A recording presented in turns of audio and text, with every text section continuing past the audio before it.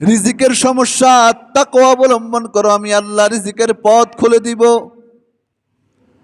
যত ধরনের সমস্যা আছে আল্লাহ পাক রব্বুল আলামিন বলেন ইয়াজআল লাহু মাখরাজা। মাখরাজা শব্দের অর্থ হলো পথ খোলা, পথ, নতুন পথ বের হওয়া। আল্লাহ পাক বলেন ওয়ামাই ইয়াত্তাকিল্লাহা ইয়াজআল লাহু মাখরাজা। বান্দারে, দুনিয়াতে কত সমস্যায় তুমি ভুগছো, কত সমস্যায় তুমি ভোগে, কত জনের কাছে সমাধানের জন্য যাও, সব দরজায় সমাধানের জন্য ঘুরলা, কিন্তু যেখান থেকে সমস্যার সমাধান ফায়সালা হয় শুধুমাত্র সেই দরজায় নক করলা না। সব জায়গায় ঘোরা শেষ, কিন্তু ফায়সালা হবে যেখান থেকে সেখানেই গেলাম না। এই জন্য আল্লাহ পাক ফায়দা বলে দিচ্ছেন। শুধুমাত্র ঈমানের মতো এভাবে বলছেন না যে বান্দা ঈমান আনো। ঈমান তো হলো আল্লাহকে দেখলাম না, রসুলকে দেখলাম না, জান্নাতকে দেখলাম না, জাহান্নামকে দেখলাম না, তারপরেও আল্লাহর উপরে ঈমান আনতে হবে, তারপরেও নবীর উপরে ঈমান আনতে হবে, জান্নাতের উপরে ঈমান আনতে হবে, জাহান্নামের উপরে ঈমান আনতে হবে। আল্লাহ পাক বলেন ঈমানের মতো তোমাদেরকে এমন অদৃশ্যভাবে তাকওয়া অবলম্বন করতে আমি আল্লাহ বলি নাই, বরং তুমি তাকওয়া অবলম্বন করবা, তাকওয়া অর্জন করবা। তাকওয়ার যে দুই অর্থ আছে, আল্লাহকে ভয় করে চলবা, গুনাহ মুক্ত জিন্দেগি করবা। এই দুই কাজ করতে পারলে আমি আল্লাহ দুনিয়াতে আখেরাতের ফজিলত তো আছেই, আখেরাতের সওয়াব, আখেরাতের জান্নাত তো আছেই, আমি আল্লাহ দুনিয়াতেই তোমার জন্য স্পেশাল পুরস্কারের ব্যবস্থা করব। সেই পুরস্কারের নাম, এক নাম্বার দুইটা পুরস্কার দিব বান্দা। এক নাম্বার পুরস্কারের নাম হলো ইয়াজআল লাহু মাখরাজা। তোমার জন্য যত সমস্যা আছে, তোমার যত সমস্যা আছে সব সমস্যার পথ আমি আল্লাহ খুলে দিব। দুই নাম্বারের ফজিলত, তাকওয়ার দুই নাম্বারের ফায়দা হলো ওয়ায়ারযুকুহু মিন হাইসু লা ইয়াহতাসিব। আল্লাহ পাক বলেন বান্দারে, রিজিকের জন্য কত দরজায় ঘুরলা, শুধুমাত্র যেই বান্দার অন্তরে তাকওয়া চলে আসলো, তাকওয়ার গুণ চলে আসলো, অন্তরের প্রধানতম গুণ তাকওয়া যার অন্তরে চলে আসলো, আল্লাহ পাক বলেন ওয়ায়ারযুকুহু মিন হাইসু লা ইয়াহতাসিব। আল্লাহ পাক তাকে এমন জায়গা থেকে রিজিকের ব্যবস্থা করে দিবেন যেই জায়গা থেকে রিজিক আসার কল্পনাও সে কোনোদিন করে নাই। ইন্নামাল আমালু বিন্নিয়াত ওয়া ইন্নামা লিমরিইম মা নাওয়া। ও সাহাবাই কেরাম, তোমাদের সব আমলের সওয়াব কিন্তু নিয়তের উপর নির্ভরশীল হবে। নিয়ত যদি ভালো থাকে তাহলে সওয়াব পাবা, আর নিয়তের ভিতরে যদি গড়মিল থাকে তাহলে কিন্তু সওয়াব পাবা না। ওয়া ইন্নামা লিমরিইম মা নাওয়া। প্রত্যেক ব্যক্তির অন্তরের দিকে আল্লাহ পাক তাকান, কারো চেহারার দিকে আল্লাহ পাক তাকান না, অন্য কোনো কিছুর দিকে আল্লাহ পাক তাকান না, ধন সম্পদের দিকে আল্লাহ পাক তাকান না। রসুল হাদিসে বলেছেন ইন্নাল্লাহা লা ইয়ানজুরু ইলা সুওয়ারিকুম ওয়া আমওয়ালিকুম। আল্লাহ পাক তোমার চেহারার দিকেও তাকান না, সৌন্দর্যের দিকেও তাকান না, তোমার ধন সম্পদের দিকে তাকান না। ওয়ালাকি ইয়ানজুরু ইলা কুলুবিকুম ওয়া আমালিকুম। কিন্তু আল্লাহ পাক তোমার অন্তরের দিকে তাকান এবং তোমার অন্তরের ইখলাস ওয়ালা আমলের দিকে আল্লাহ পাক তাকান। আলহামদুলিল্লাহ আলহামদুলিল্লাহিল্লাযী খালাকাল ইনসানা ওয়া কাররাম وعلمه من البيان ما لم يعلم فسبحان الذي لا يحصى امتنانه باللسان ولا بالقلم والصلاة والسلام على سيد البشر خاتم النبيين وعلى آله وأصحابه أجمعين.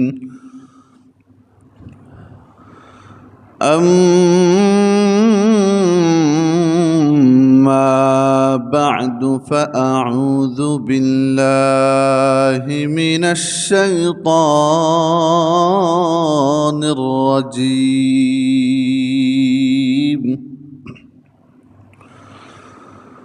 بسم الله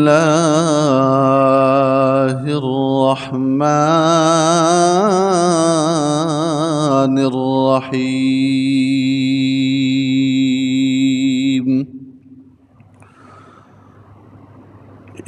يا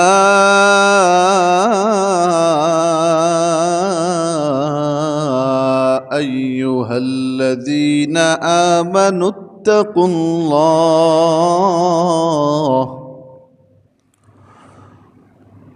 يا أيها الذين آمنوا اتقوا الله حق تقاته ولا تموتن إلا وأنتم مسلمون.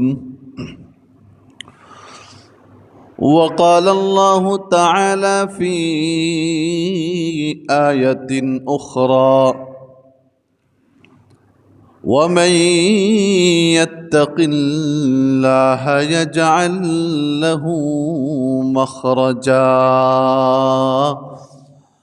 ويرزقه من حيث لا يحتسب.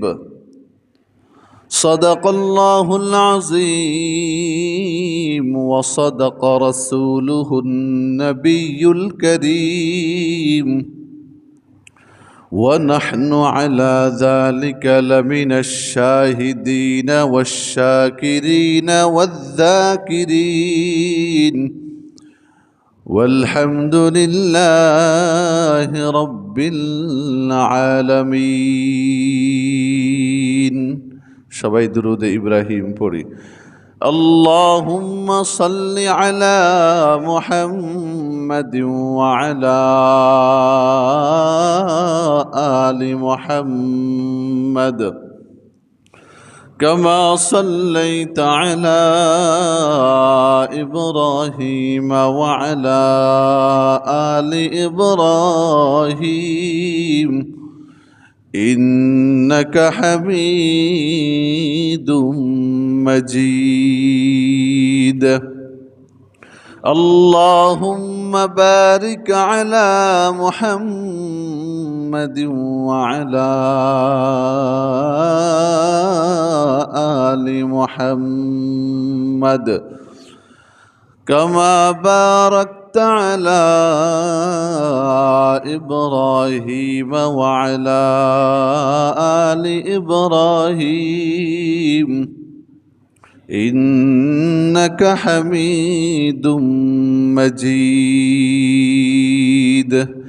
সবাই মোহাব্বতের সাথে একটু জিকির করি। লা ইলাহা ইল্লাল্লাহ, লা ইলাহা ইল্লাল্লাহ, লা ইলাহা ইল্লাল্লাহ,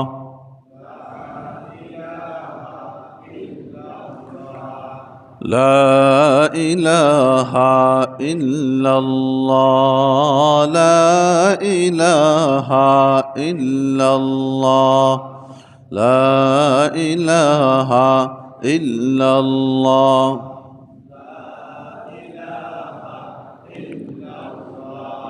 محمد نے آ کر کفر کو مٹایا،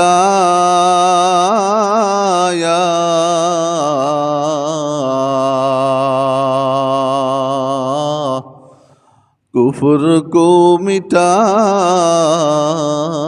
کر صداقت بتایا، لا الہ الا اللہ، لا إله إلا الله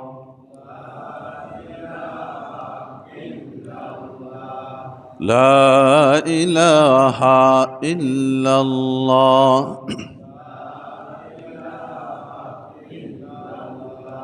لا إله إلا الله محمد رسول الله صلى الله تعالى عليه وسلم آمدنت باعث آبادی ما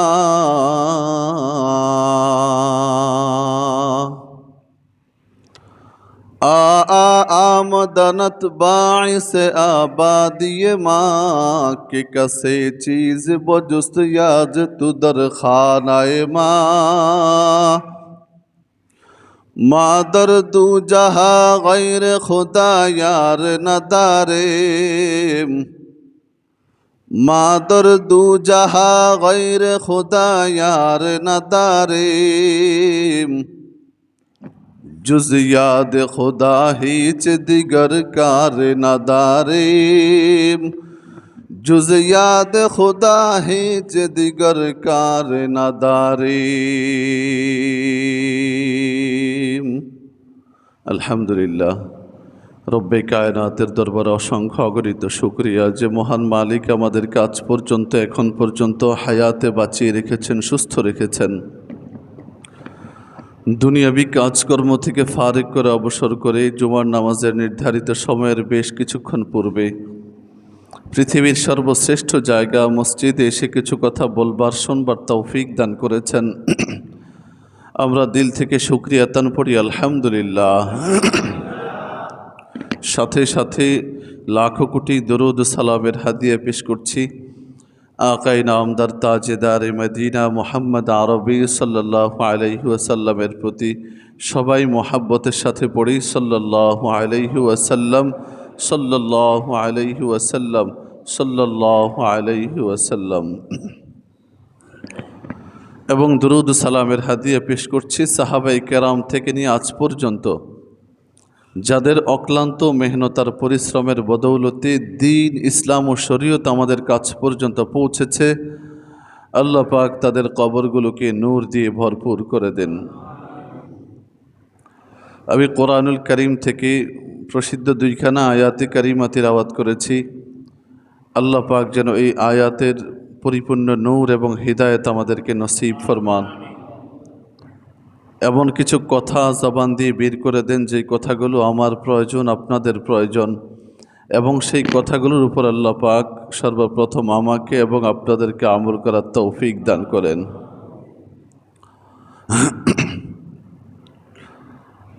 আমি যেই আয়াতে কারিমা দুটি তেলাওয়াত করেছি, আল্লাহ পাক এই দুই আয়াতে কারিমাতে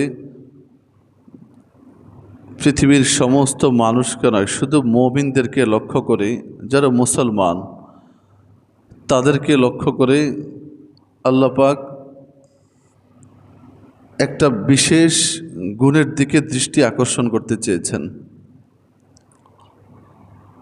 আমরা গত কয়েক সপ্তাহ যাবৎ অন্তরের রোগ সম্পর্কে জেনেছিলাম, অন্তরের দোষ সম্পর্কে জেনেছিলাম।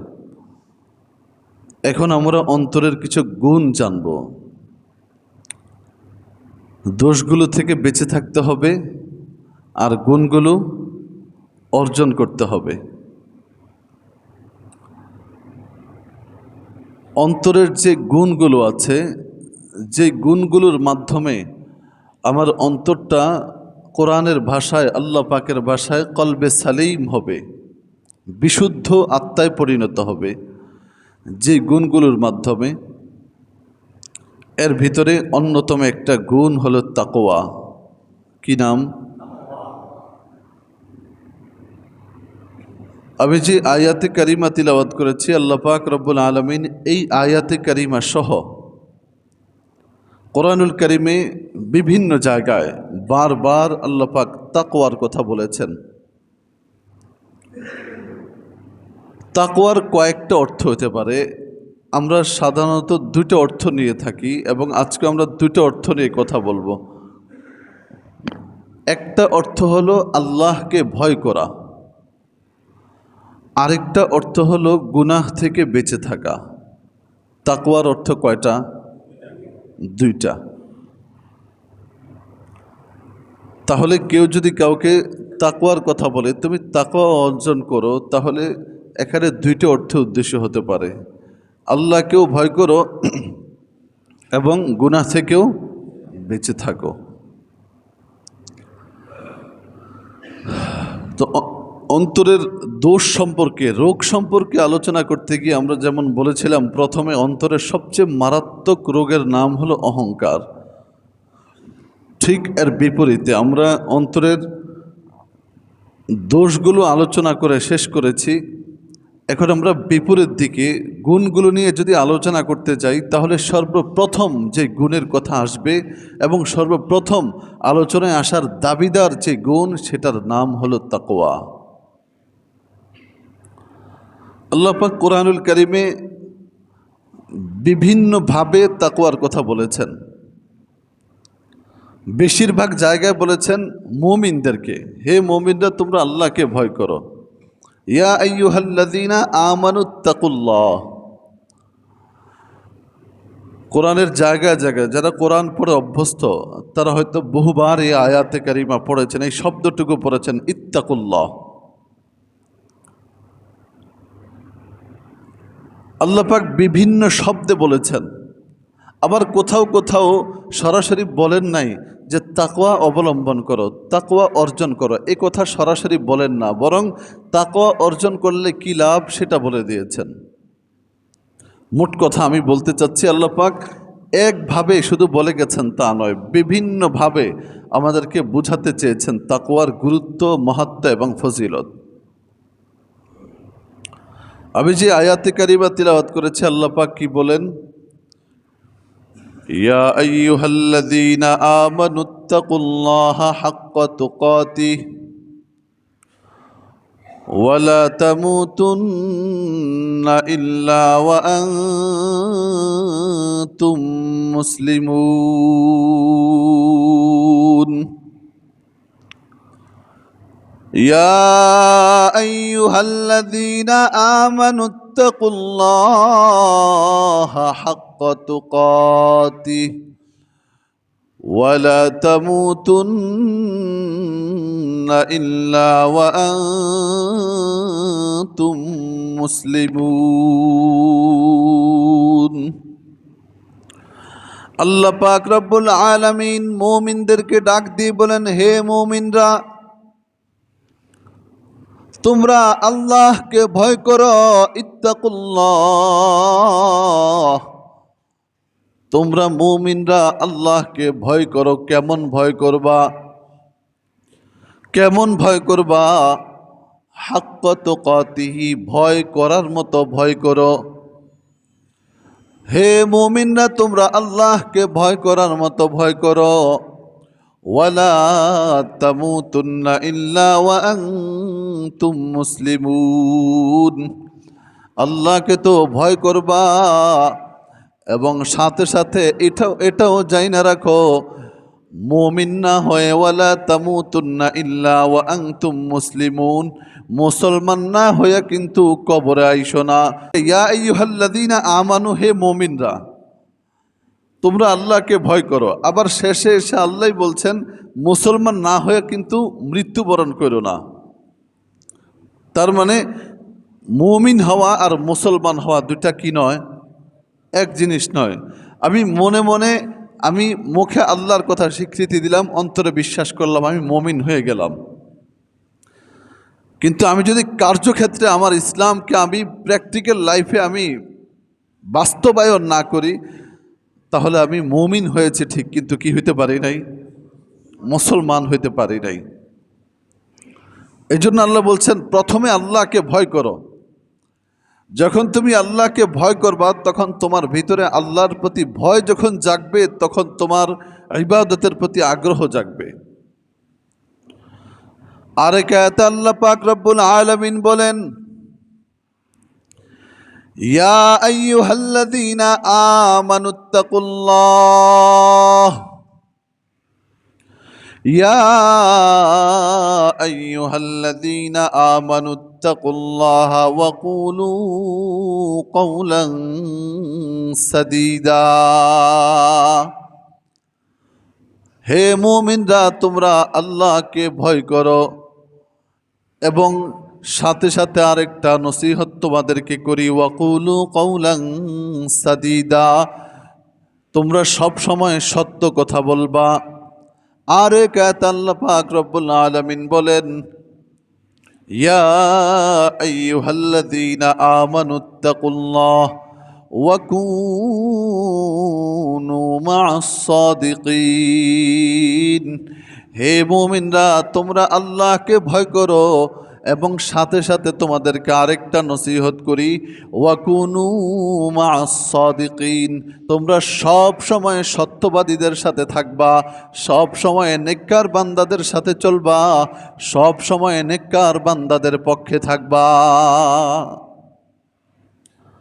যেই নসিহতি করেছেন পরেরটা ভিন্ন, কোথাও বলেছেন আল্লাহকে ভয় করো, পরের নসিহত করেছেন মুসলমান না হয়ে মইল না, কিন্তু আরেক জায়গায় বলেছেন আল্লাহকে ভয় করো, আরেকটা নসিহত করেছেন সত্য কথা বলবা, আরেক জায়গায় বলেছেন আল্লাহকে ভয় করো এবং সত্যবাদীদের সাথে থাকো, সত্যবাদীদের পক্ষে থাকো। তার মানে পরের নসিহতটা ভিন্ন হইতে পারে, কিন্তু প্রথম যে কথাটা বিভিন্ন আয়াত আল্লাহ বলেছেন সেটা এক, সেটা হলো আল্লাহকে কি করো, আল্লাহকে ভয় করো, তাকওয়া অর্জন করো, তাকওয়া অবলম্বন করো। এখন যদি আমরা জানতে চাই তাকওয়া কি জিনিস, হযরত ওমর ফারুক রাদিয়াল্লাহু তাআলা আনহুর জীবনীতে আছে। আল্লাহ রসুলের বিখ্যাত একজন সাহাবী ছিলেন উবাই ইবনে কাব। কি নাম? উবাই ইবনে কাব রাদিয়াল্লাহু তাআলা আনহু। খলিফাতুল মুসলিমিন হযরত ওমর ফারুক রাদিয়াল্লাহু তাআলা আনহু উবাই ইবনে কাব রাদিয়াল্লাহু তাআলা আনহুকে জিজ্ঞেস করেন, দেখেন সাহাবায়ে কেরামের ভিতরে জানার ক্ষেত্রে কোনো লজ্জা ছিল না, ফজিলতের দিক দিয়ে ওমর বড় না? কি বলেন? আবু বকর রাদিয়াল্লাহু তাআলা আনহুর পরের জায়গাটাই কার? ওমরের জায়গা। এবং কোরআন শরীফের বিভিন্ন জায়গায় আল্লাহ পাক ওমরের মত অনুযায়ী আয়াত নাজিল করে দিয়েছেন, সুবহানাল্লাহ। এবং আল্লাহ রসুল পরিষ্কার বলেছেন লাউ কানা বাদি নবিয়্যুন লাকানা ওমর, আমার পরে যদি কেউ নবী হতো, আমার পরে যদি কেউ নবী হতো তাহলে সেটা হতো হযরত ওমর, সুবহানাল্লাহ। হযরত ওমর ফারুক রাদিয়াল্লাহু তাআলা আনহুর মর্যাদা উম্মতের মধ্যে দ্বিতীয় পর্যায়ে, আবু বকরের পরে। উনি অন্য আরেকজন সাহাবী যিনি মর্যাদায় মর্তবায় তার থেকে ছোট, কমে, ওনার কাছে জানতে চাচ্ছেন। উবাই ইবনে কাবের কাছে বলেন, ভাই তাকওয়া কি জিনিস, তাকওয়া কাকে বলে? এখন তো আমরা যদিও দেয়ালে দেয়ালে লেখা থাকে দোলনা থেকে কবর পর্যন্ত শিক্ষার জায়গা, কিন্তু আমরা একটু বয়স হয়ে গেলে আর কোরআন অশুদ্ধ, কিন্তু বয়স হয়ে গেছে হুজুর পারি না, এই কথা কি কবরে চলবে? কথা বলেন, আপনার বয়স হয়ে গেছে পারেন না, এটা কবরে বললে হবে?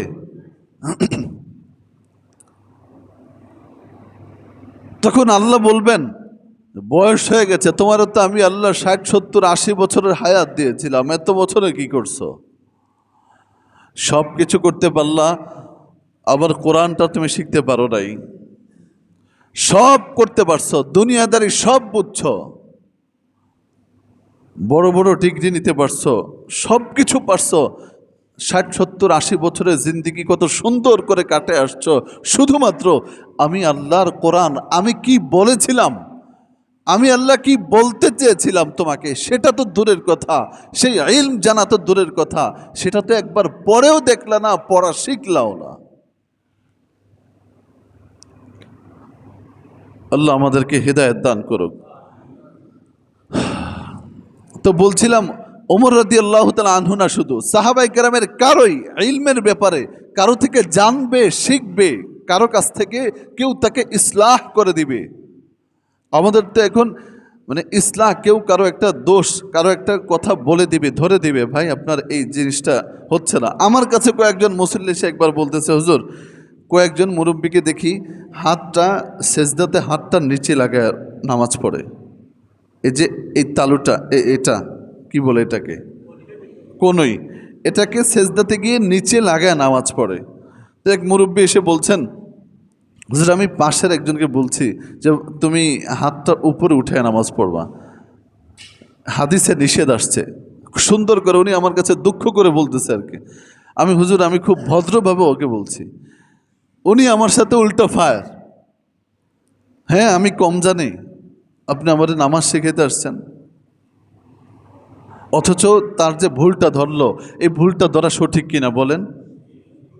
আল্লাহ রসুল বলছেন তোমরা কুকুরের মতো সেজদা করো না। কুকুর এইভাবে বসে না সামনের দিকে, আল্লাহ রসুল কুকুরের সাথে তাসবিহ দিয়ে সাদৃশ্য দিয়ে বলেছেন তোমরা কুকুরের মতো সেজদা দিও না। তাহলে ওই চাচা তো ঠিকই বলছিলেন, কিন্তু তার ভিতরে সত্য গ্রহণ করার মানসিকতা নাই। এই জন্য জীবনে যখনই যে কেউ, আমার ছোট হোক আমার বড় হোক, আমার চোখে সে অযোগ্য হোক, সে যদি আমার কোনো ইসলাহ করতে চায়, কোনো সংশোধন করতে চায়, কোনো ভুল ধরতে চায়, তাহলে আমার আগে যুক্তি দিয়ে ভাবতে হবে তার কথাটাকে ঠিক কিনা, সে আমার যে ভুলটা ধরতে চাচ্ছে আসলে আমি রং না রাইট। অনেক সময় আমার চোখে ঠিক আছে আমি যোগ্য, কিন্তু আমার চোখে আমার দোষটা ধরা পড়বে না, হতে পারে একটা অযোগ্যের চোখে আমার দোষটা ধরা পড়বে। এই জন্য সাহাবাই কেরামের জীবনী তো আমরা শুনি, ওয়াজ শুনি, ওনাদের জীবনী থেকে এই শিক্ষাগুলো নেওয়া দরকার, এই পয়েন্টগুলো আমাদের জীবনে ফিট করা দরকার, আমাদের জীবনে আনা দরকার। সত্য গ্রহণ করার মানসিকতা থাকতে হবে। সাহাবাই কেরামের ভিতরে সত্য গ্রহণ করার মানসিকতা কেমন ছিল? মদ হারাম হয়েছে, সব সাহাবাই কেরামের বাড়িতেও আগে এমন মটকি বলে না, মানে মটকা বলে আপনাদের এদিকে, বড় বড় মাটির মুটকি, আচ্ছা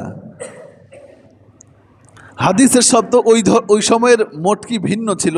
ওনারা খেজুর গাছের গোড়া দিয়ে বানাইতেন, গাছের গোড়াটাকে একেবারে উপড়ায় উঠাতেন, উঠাইয়া মাঝখানে গর্ত করে তারপরে ওটার ভিতরে বানাতেন। যাই হোক, আমরা এখন মটকি বললেই চিনব। তো মদ এক সময় হালাল ছিল ইসলামের প্রথম যুগে। তো আল্লাহ পাক সরাসরি ডিরেক্টলি না করে দেন নাই, আস্তে আস্তে পর্যায়ক্রমে না করেছেন।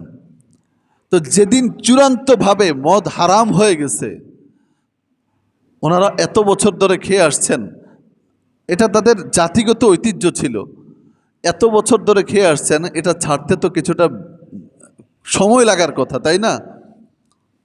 যেদিন আল্লাহ পাক সরাসরি হারাম করেছেন, ইয়া আইয়ুহাল্লাযীনা আমানু লা তাকুলুর রিবা ইন্নামাল খামরু ওয়াল মাইসিরু ওয়াল আনসাবু ওয়াল আজলামু রিজসুম মিন আমালিশ শাইতান ফাজতানিবুহু লাআল্লাকুম তুফলিহুন।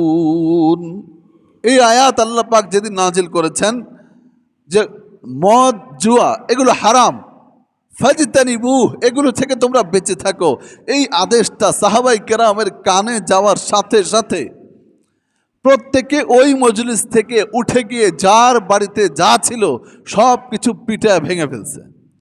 তো ভেঙে ফেললে ভিতরের যে যা আছে এগুলো বের হয়ে পড়বে না? ইতিহাস লিখে, সাহাবাই কেরামের জীবনী লিখে, আল বিদায়া ওয়ান নিহায়া কিতাবে ইতিহাস পাওয়া যায়। ওই দিন প্রত্যেকের বাড়ি থেকে যেই পরিমাণ মদ, যেই পরিমাণ পানীয় বের হয়ে আসছে, মদিনার অলিতে গলিতে বন্যার মতো এগুলো প্রবাহিত হয়েছে। সত্য গ্রহণ করার মানসিকতা, রসুল বলেছেন বাস, আর কোনো কথা নাই। এটা ছিল সাহাবাই কেরামের সত্য গ্রহণ করার মানসিকতা। আল্লাহ পাক আমাদেরকেও সত্য গ্রহণ করার মানসিকতা নসিব করেন। আল্লাহ পাক আমাদেরকেও সত্যকে সবসময় গ্রহণ করার তৌফিক দান করেন। বলছিলাম হযরত ওমর ফারুক রাদিয়াল্লাহু তাআলা আনহু, তিনি মর্যাদায় মর্তবায় উবাই ইবনে কাবের থেকে বেশি বড় হওয়ার সত্ত্বেও ছোট একজন সাহাবীকে, উনিও বড় সাহাবী কিন্তু ওনার থেকে কম আর কি, জিজ্ঞেস করছেন ভাই তাকওয়া কাকে বলে? উবাই ইবনে কাব রাদিয়াল্লাহু তাআলা আনহু ওমর রাদিয়াল্লাহু তাআলা আনহুকে বলছেন, আপনি কি কখনো কাঁটাযুক্ত জঙ্গল দিয়ে অতিক্রম করেছেন, পথ অতিবাহিত করেছেন? ওমর রাদিয়াল্লাহু তাআলা আনহু বলেন, হ্যাঁ।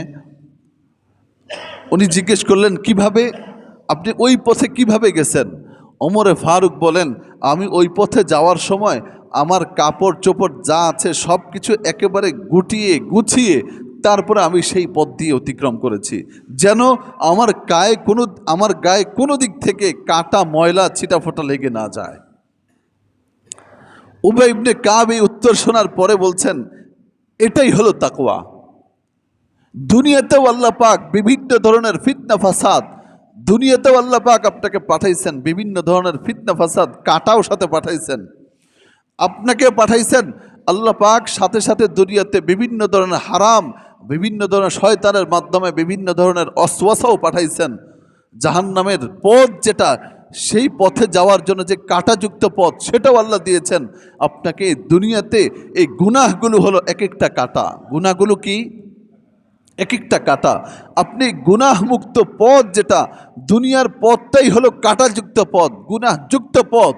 এখান থেকে বেঁচে থাকা অনেকটাই অসম্ভব। গুনাহ হয়, তওবা করতে হয়, কিন্তু মুমিনের কাজ হলো, মুত্তাকি যে হবে, তাকওয়া যার ভিতরে থাকবে, সে, আপনি যেমন জঙ্গলে যাওয়ার সময় কাপড় চোপড় গুটিয়ে তারপরে সেখান দিয়ে গিয়েছেন, একজন মুত্তাকি যে হবে, তাকওয়া যার ভিতরে থাকবে, তার কাজ হবে দুনিয়াতে সব সময় খেয়াল করে চলবে কোনটা হালাল, কোনটা হারাম, কোনটা নাফরমানে, কোনটা নেক কাজ, কোনটা গুনাহ, এগুলো ভেবে ভেবে সামনে পা ফেলবে। এটা হলো তাকওয়া। কে বলেছেন? উবাই ইবনে কাব রাদিয়াল্লাহু তাআলা আনহু। ওমর রাদিয়াল্লাহু তাআলা আনহু ওনার এই কথাকে সমর্থন করেছেন, এবং এখনো পর্যন্ত তাকওয়ার যত সংজ্ঞা দেওয়া হয়, তাকওয়ার যত উদাহরণ দেওয়া হয়, এর থেকে উত্তম কোনো উদাহরণ এই পর্যন্ত রাসূল করিম সাল্লাল্লাহু আলাইহি ওয়াসাল্লামের জমানা থেকে আজ পর্যন্ত এর থেকে কোনো উত্তম উদাহরণ আর হইতে পারে না। বিভিন্নভাবে আমি বলতে পারবো আল্লাহর ভয়, গুনাহ থেকে বেঁচে থাকা, কিন্তু উনি যেটা বলেছেন এটা একবারে বাস্তব।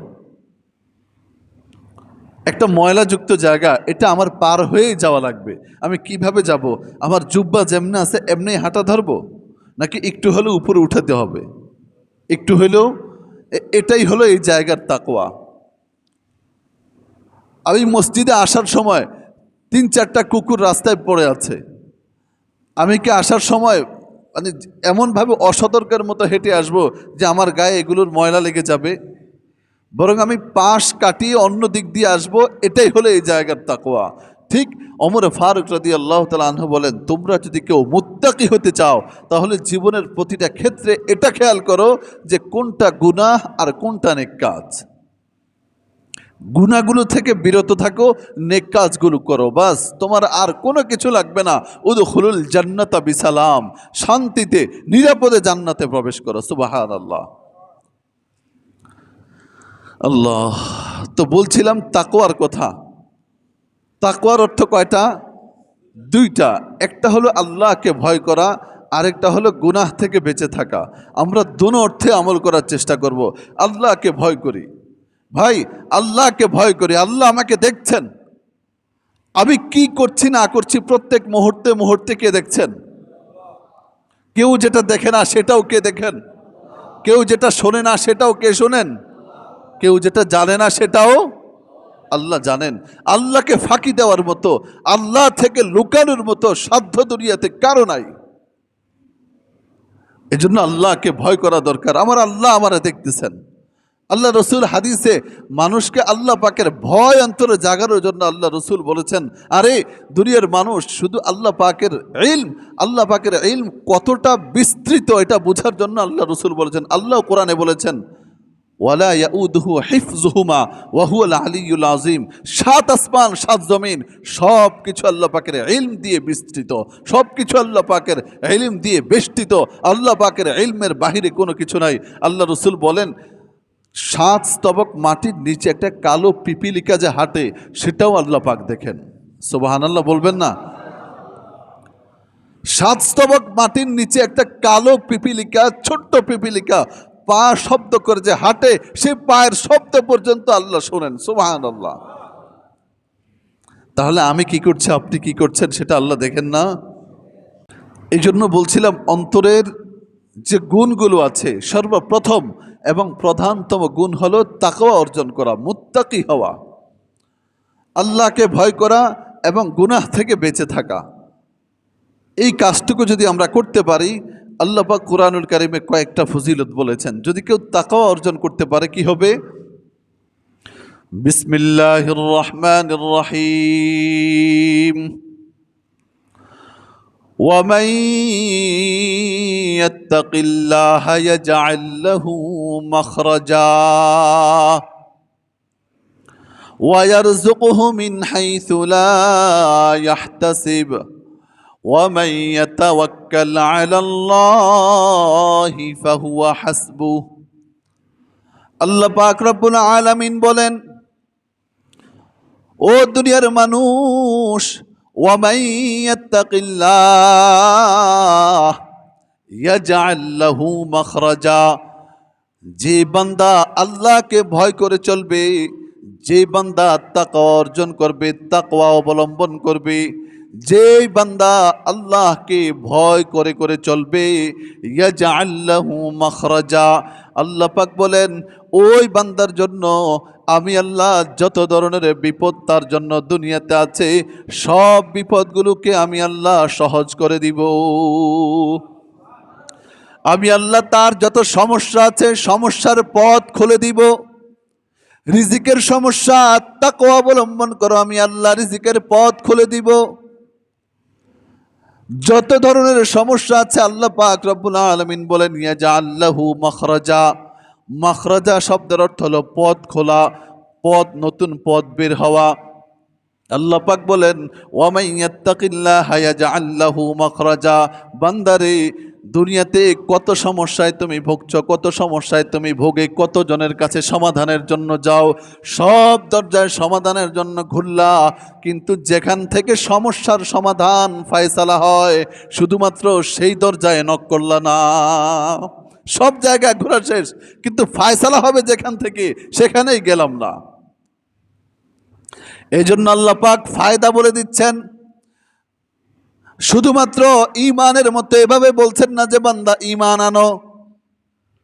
ঈমান তো হলো আল্লাহকে দেখলাম না, রসুলকে দেখলাম না, জান্নাতকে দেখলাম না, জাহান্নামকে দেখলাম না, তারপরেও আল্লাহর উপরে ঈমান আনতে হবে, তারপরেও নবীর উপরে ঈমান আনতে হবে, জান্নাতের উপরে ঈমান আনতে হবে, জাহান্নামের উপরে ঈমান আনতে হবে। আল্লাহ পাক বলেন ঈমানের মতো তোমাদেরকে এমন অদৃশ্যভাবে তাকওয়া অবলম্বন করতে আমি আল্লাহ বলি নাই, বরং তুমি তাকওয়া অবলম্বন করবা, তাকওয়া অর্জন করবা। তাকওয়ার যে দুই অর্থ আছে, আল্লাহকে ভয় করে চলবা, গুনাহ মুক্ত জিন্দেগি করবা। এই দুই কাজ করতে পারলে আমি আল্লাহ দুনিয়াতে, আখিরাতের ফজিলত তো আছেই, আখিরাতের সওয়াব, আখিরাতের জান্নাত তো আছেই, আমি আল্লাহ দুনিয়াতেই তোমার জন্য স্পেশাল পুরস্কারের ব্যবস্থা করব। সেই পুরস্কারের নাম, এক নাম্বার, দুইটা পুরস্কার দিব বান্দা। এক নাম্বার পুরস্কারের নাম হলো ইয়াজআল লাহু মাখরাজা। তোমার জন্য যত সমস্যা আছে, তোমার যত সমস্যা আছে সব সমস্যার পথ আমি আল্লাহ খুলে দিব।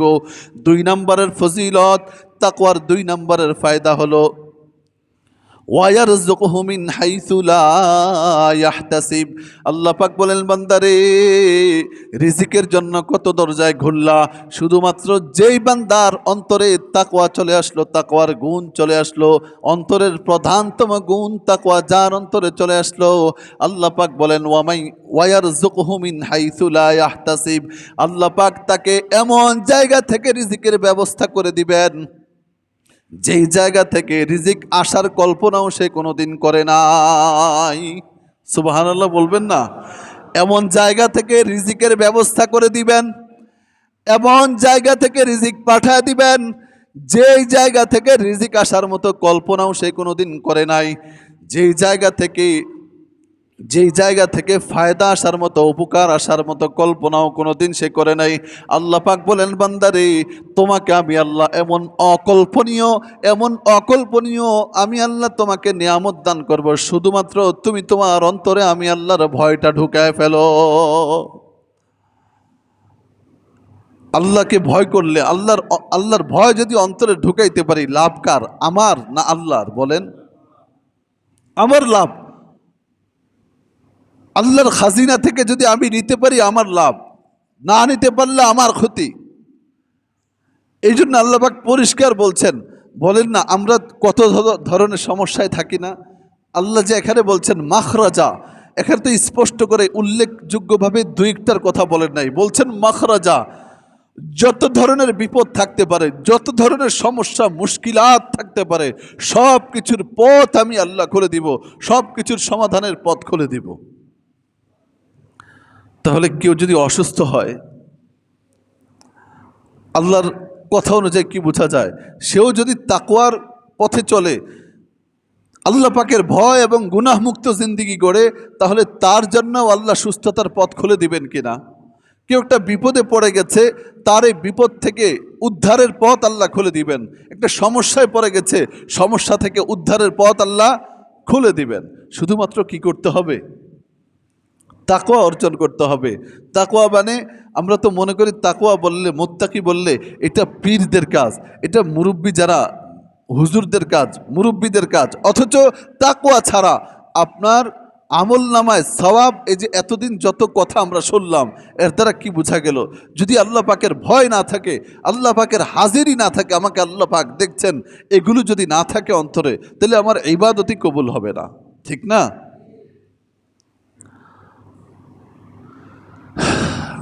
এই হলো অন্তরের এক নম্বরের গুণ।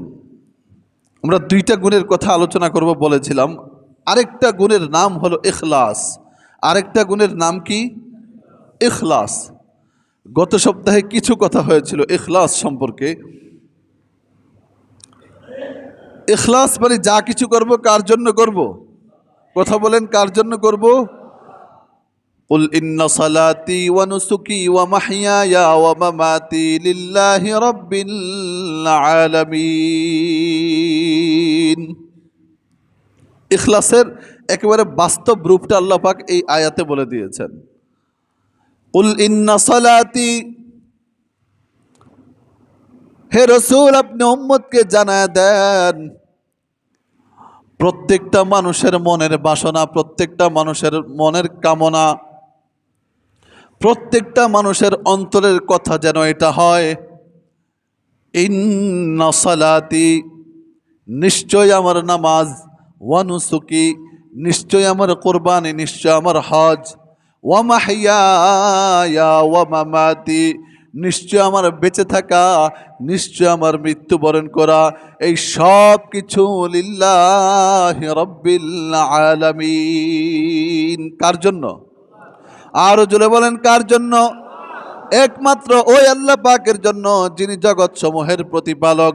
আমি আমার জীবনের শুরু থেকে শেষ পর্যন্ত যত কাজ করব, সব কিছু করব আমার আল্লাহর জন্য, ইখলাসের জন্য। তাকওয়া শর্ত। যখন আমার ভিতরে তাকওয়া চলে আসবে, যখন আমার ভিতরে আল্লাহ পাকের ভয় চলে আসবে, আল্লাহ আমাকে দেখছেন, আমি যা কিছু করছি সব কিছু আমার আল্লাহ দেখছেন, আল্লাহর ভয় যখন অন্তরে চলে আসবে, তখন তাকওয়া, তখন ইখলাস অটোমেটিক চলে আসবে। আল্লাহ পাক রব্বুল আলামিন বলেন, ওয়ামা উমিরু ইল্লা লিয়াবুদুল্লাহ মুখলিসিনা লাহুদ্দিন। যত কাজ করবা সব কিছু একনিষ্ঠতার সাথে, সব কিছু একমাত্র কার জন্য? বুখারী শরীফের প্রথম হাদিস, বুখারী শরীফের প্রথম হাদিস, ইন্নামাল আমালু বিন্নিয়াত। আমরা শুধু এতটুকুই জানি, তবে এটার আরো কিছু অংশ আছে। ইন্নামাল আমালু বিন্নিয়াত ওয়া ইন্নামা লিমরিইম মা নাওয়া ফামান কানাত হিজরাতুহু ইলা দুনিয়া ইউসিবুহা আও ইমরাআতিন ইয়ানকিহুহা ফাহিজরাতুহু ইলা মা হাজারা ইলাইহি। বুখারী শরীফের প্রথম হাদিসে ইমাম বুখারী রহমতুল্লাহি আলাইহি প্রথম হাদিসে এটা কেন আনলেন? বুখারী শরীফের ব্যাখ্যা গ্রন্থ, বিখ্যাত ব্যাখ্যা গ্রন্থ ফাতহুল বারিতে আল্লামা ইবনুল হাজার আল আসকালানি রহমতুল্লাহি আলাইহি বলেন, ইমাম বুখারী রহমতুল্লাহি আলাইহি সর্বপ্রথম ইন্নামাল আমালু বিন্নিয়াত হাদিসটা কেন আনলেন? উনি বুঝাতে চাইলেন, আমার এই কিতাব আমি লিখেছি ইখলাসের উপরে। আমার এই কিতাব যারা পড়বা তারাও পড়তে হবে ইখলাসের সাথে। আমার এই কিতাবের হাদিস যারা শুনবা তারাও শুনতে হবে ইখলাসের সাথে। এই জন্য তিনি প্রথম পুরা হাদিসটা এনেছেন, ইন্নামাল আমালু বিন্নিয়াত। সব কাজ নিয়তের উপর নির্ভরশীল, সব কাজের সওয়াব নিয়তের উপর নির্ভরশীল। এই জন্য ইমাম বুখারী রাহমাতুল্লাহি আলাইহির এই হাদিসের ব্যাখ্যা করে মুহাদ্দিসিন কেরাম বলেন, সব কাজ নিয়তের উপর নির্ভরশীল নয়, বরং সব কাজের সওয়াব নিয়তের উপর নির্ভরশীল। আমি নামাজ পড়ছি আরেকজনকে দেখানোর জন্য, সওয়াব হবে? কথা বলেন। কিন্তু কাজটা তো হয়ে গেছে, আমার নামাজ পড়াটা হয়ে গেল না। তাহলে কাজ নিয়তের উপর নির্ভরশীল না, বরং কাজের যে প্রতিদান, যে সওয়াব, সেটা কিসের উপর নির্ভরশীল? নিয়তের উপর নির্ভরশীল, ইখলাসের উপর নির্ভরশীল। শুধু পরের হাদিসের অনুবাদটুকু বলেই শেষ করছি। এই হাদিসের একটা ঘটনা আছে। একজন সাহাবী মক্কা থেকে যখন মদিনায় হিজরত করবেন, মক্কা থেকে মদিনায় যখন হিজরত করবেন, মক্কা কাফেরদের নির্যাতনে অতিষ্ঠ হয়ে রসুল বলেছেন, তোমরা আস্তে আস্তে মক্কা ছাড়ো। মদিনায় আগেই কথাবার্তা বলে সেই এলাকাটা কথাবার্তা বলে একটা চুক্তি করেছেন, সেই অনুযায়ী সাহাবায়ে কেরামকে অল্প অল্প করে কিছু কিছু পাঠানো শুরু করেছেন। তো একজন সাহাবী ছিলেন,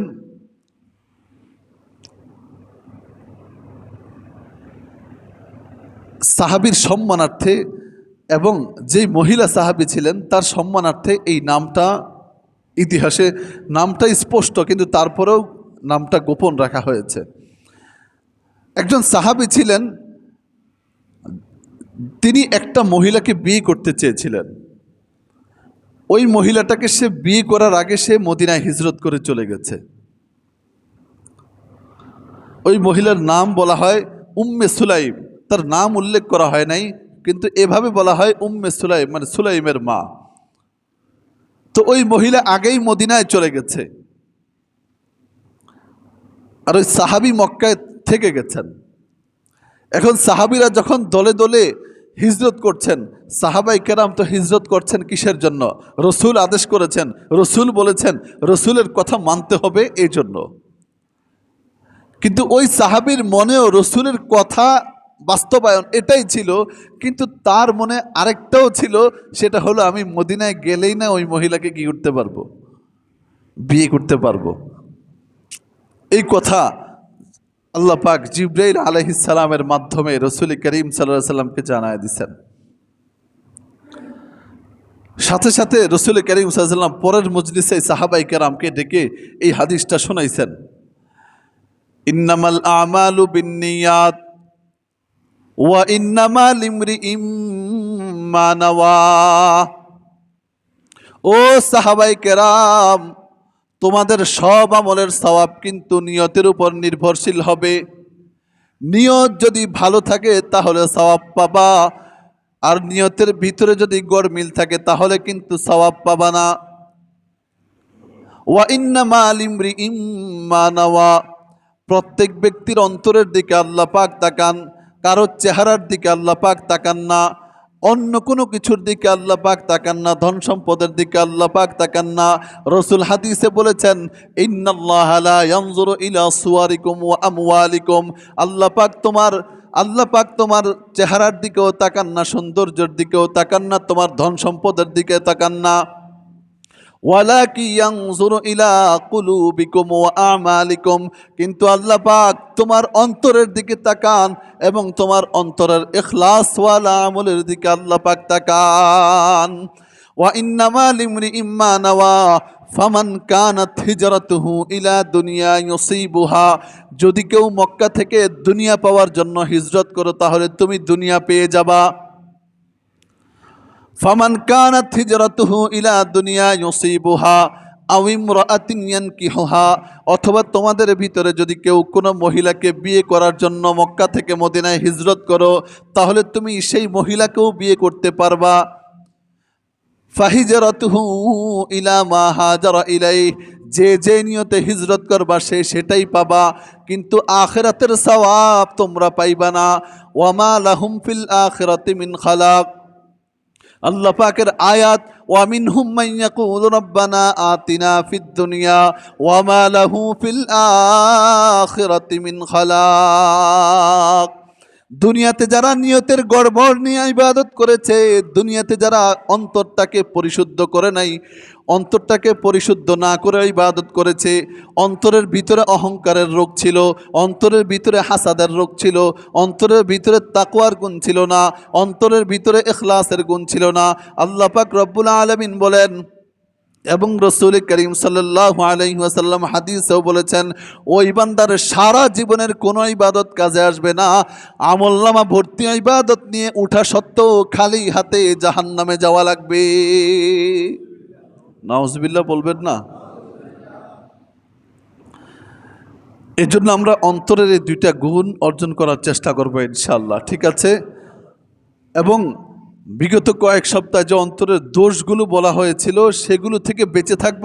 এবং আজকে যে অন্তরের দুটা গুণের কথা বলা হয়েছে, তাকওয়া এবং ইখলাস, অর্থাৎ মোট কথা হলো আল্লাহকে ভয় করতে হবে, এক নাম্বার, আল্লাহর ভয় অন্তরে ঢুকাইতে হবে, দুই নাম্বার গুনাহ মুক্ত জিন্দিগি করতে হবে। গুনাহ করা যাবে না। কেউ বুজুর্গ হওয়ার জন্য আমার মতে এমন দাড়ি টুপি, এমন জুব্বা টুপি পাগড়ি পরে হুজুর হওয়া লাগবে তা জরুরি নয়, বরং বুজুর্গ হওয়ার জন্য ফুকাহায়ে কেরাম বলেন এবং যারা পীর মাশায়েখ তাদের কিতাবগুলোতে এমনটাই পাওয়া যায়, বুজুর্গ হওয়ার জন্য, পীর হওয়ার জন্য, আল্লাহ পাকের পেয়ারা হওয়ার জন্য, ওলি হওয়ার জন্য শুধুমাত্র এটাই যথেষ্ট যে সে গুনাহ মুক্ত জিন্দিগি গড়বে এবং ফরজ যে ইবাদতগুলো আছে এগুলো আদায় করবে, ফরজ এবং সুন্নতে মুআক্কাদা, বাস এতটুকুই যথেষ্ট। পারলে নফল পড়বে, না পারলে নাই।